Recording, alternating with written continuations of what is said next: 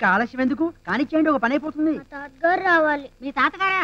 వారు వచ్చేసరికి ఏ వేళ అవుతుందో. అంటే ఏమిటి తమ ఉద్దేశం? మేము వేళకు రావనేగా. ఈ సింగరాజు రంగరాజు మాట అంటే మాటే, టైం అంటే టైమే. ఏమిటంత అడవిడిగా ఉంది? దానికి అంత సౌండ్ ఎందుకురా? పిల్లలకు పెళ్ళై 7 ఏళ్లు పూర్తయిన సందర్భంగా వెడ్డింగ్ యానివర్సరీ జరుపుకుంటున్నారు. కృష్ణ, వాడితో మనకెందుకు? ముందు నువ్వు కొవ్వొత్తులు కేక్ కట్ చేయి. నువ్వు కానీ చెప్తా. ఇలాంటి దరిద్రపు కొట్టు వేడుకలు జరపడానికి వీల్లేదు. అదేమిటి శుభమాని? శుభం? శుభకార్యాల్లో దీపాలు వెలిగించుకోవటం మన సాంప్రదాయం.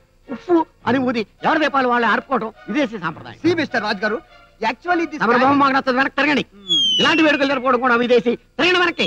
విదేశీ సాంప్రదాయమే. విదేశాల్లో పొద్దున్నే పెళ్లి చేసుకుంటారు, మధ్యాహ్నం కాపురం చేస్తారు, సాయంత్రం విడాకులు తీసుకుంటారు. అవునరా? అయితే ఇప్పుడు ఏంటి?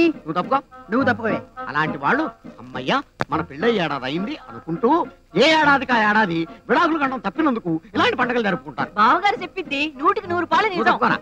మీరు నాకు చాలా బాగా నచ్చారు. అది నా పెళ్ళం. అది మాకు తెలుసు, నోరు మూసుకో. అది మన సాంప్రదాయం కాదు. పెళ్ళైన ఆలుమగలు వెనక్కి తిరిగి చూడకుండా పచ్చగా కలకాలం కాపురం చేసుకోవాలి. అల్లుడు గారు, అమ్మాయి గారు, ఇలా మనకి పెళ్ళై సంవత్సరం అయింది అని గుర్తు చేసుకునే ముష్టి సాంప్రదాయాన్ని విడిచిపెట్టి పెళ్లి పీటల మీద షష్ఠి పూర్తి కూర్చోవడానికి సిద్ధంగా.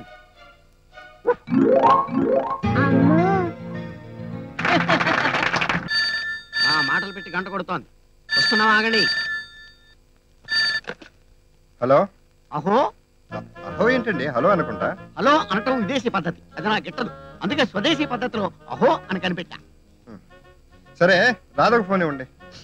ఎందుకో విన్నవించుకోండి. ఎప్పుడు వస్తుందో కనుక్కుందామని. ఆపండి. ఇంకా అక్కడ బయలుదేరే ముందు ఎప్పుడు వస్తారు అని అమర్యాదగా కూర్చాడు. మళ్ళీ అదే కొత్త. ఇప్పుడు ఇంట్లోకి వచ్చేవాళ్ళు లేరు, ఈ మాటల పెట్టిలో కూర్చున్నారు. ఈ సింగరాజు రంగరాజు గారంటే సింగనాథం నీలకర అనుకుంటున్నారేమో. ఇలా మా అమ్మాయి గారిని పుట్టింట్లో విశ్రాంతి తీసుకోలేకుండా రా రా అని ఒత్తిడి తెస్తే అల్లుడు గారిని కూడా చూడకుండా పరువు వస్తుందా భావిస్తాను. అలా కాదండి. అది కాకపోయినా పర్వాలేదు. ఈ సింగరాజు రంగరాజు మాట అంటే మాటే, తేడా రావడానికి వీల్లేదు. సరే, రాధకు ఫోన్ ఇవ్వండి. గారేమైంది? రాధగారికి ఫోన్ ఇవ్వండి. అలా అడిగారు, బాగుంది. అమ్మాయి గారు, అమ్మాయి గారు. వస్తున్నా నాన్నగారు. అమ్మాయి గారు, ఏమైంది? మెట్టు మీద కాలు స్లిప్ అయింది నాన్నగారు. అప్పుడే పుట్టింట్లో మెట్లు మర్చిపోతే అలాగా. రండి. వస్తున్నాను. ముందు మీరు కూర్చోండి అమ్మాయి గారు, మేము వైద్యులకు కబురు పెడతాం. ఈ మాత్రం దానికి మాకు తెలుసు, మీరు మాట్లాడండి. హలో, ఇప్పుడే చేరామండి. అవును, వచ్చి రాకుండానే ఫోన్ చేశారేంటి? టెన్షన్ గా ఉండి. టెన్షనా? ఎందుకండి? ఏ లేదు, మీరు క్షేమంగా చేరారో లేదో అని కంగారు పడి. క్షేమంగా వచ్చి చేరామండి. ఏమైంది రాదా? ఏం లేదండి, కాలు మడతపడి పెడికింది. అయ్యో, మీ నాన్న మాటిని ఆ నాటు వైద్యుడికి అలాగే చూపించుకో, మంచి డాక్టర్ చూపించుకో. ఆరోగ్యం జాగ్రత్త. అలాగే. హలో హలో, వేళకు భోంచేయండి. ఉంటాను. అలాగే. ఏంటి, మీ మిస్సెస్ కి హెల్త్ బాలేదా? అందుకే పుట్టింటికి వెళ్ళింది. నాటు వైద్యం దాకా వచ్చిందంటే రోగం బాగా ముదిరిపోయి ఉంటుంది. ఇతన్ని వల్ల వేసుకుంటే లైఫ్ లో సెటిల్ అయిపోవచ్చు. ఇంజనీర్ ఏమన్నాడు? ఎన్ని రకాలు కాసి పెట్టినా కుదరదంటున్నాడు.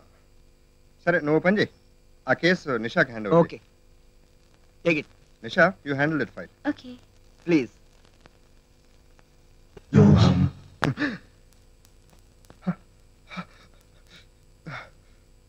చిచి, నాకు ఇలాంటి ఆలోచనలు వచ్చినాయేంటి? నేను చాలా మంచివాడిని, బుద్ధిమంతుణ్ణి. నాకు ఇలాంటి ఆలోచనలు రాకూడదు. రాకుండా ఉండాలంటే రాదొచ్చేయాలి.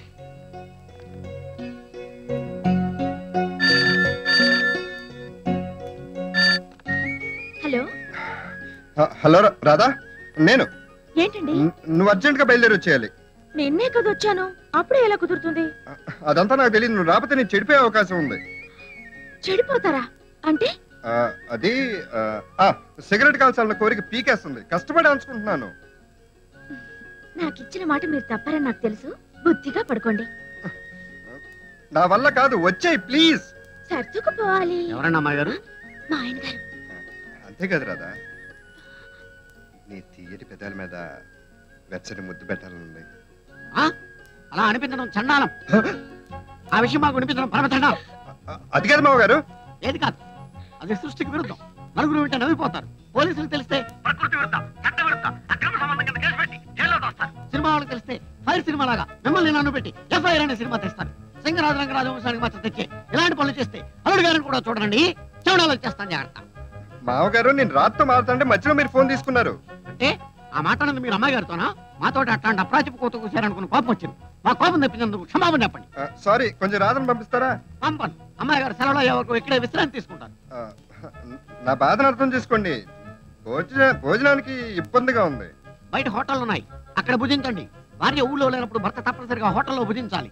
అప్పుడు కానీ భార్యకి ఎటువంటి కమ్మదనం గొప్పదనం తెలుస్తావదు. సరే, రాధకు ఫోన్ ఇవ్వండి. ఏమను అమ్మాయి గారు నిద్రకు ఉపక్రమించారు. తమరు కూడా ఆ పని చేస్తే ఆరోగ్యకరం. ఉంటాం. అమ్మో, పెట్టేశాను. రాధకు నేను మొగుడిని అయితే నా మామగారు నాకు మొగుడు అయ్యాడేంటి? అవును, ఇంతకు సింగరాజు లింగరాజు మావయ్య భార్య ఊళ్ళో లేనప్పుడు హోటల్లో భోజనం చేయొచ్చు అన్నాడు. సింగిల్ మీనింగ్ లో అన్నాడా, డబుల్ మీనింగ్ లో అన్నాడా? డబుల్ మీనింగ్ లోనే అని ఉంటాడు. అమ్మో, మామగారు ముక్కోపే గారు చిలిపి కూడా. ఈ వీడియో మీకు నచ్చినట్లయితే లైక్ చేయండి, షేర్ చేయండి. ఇలాంటి మరిన్ని సరికొత్త సినిమా వీడియోల కోసం ఛానల్ ని సబ్స్క్రైబ్ చేయండి. అలాగే ఇక్కడ ఉండే ఈ గంట సింబల్ ని క్లిక్ చేయండి. మేము అప్డేట్ చేసే ప్రతి వీడియో నోటిఫికేషన్స్ మీకు వచ్చేస్తాయి.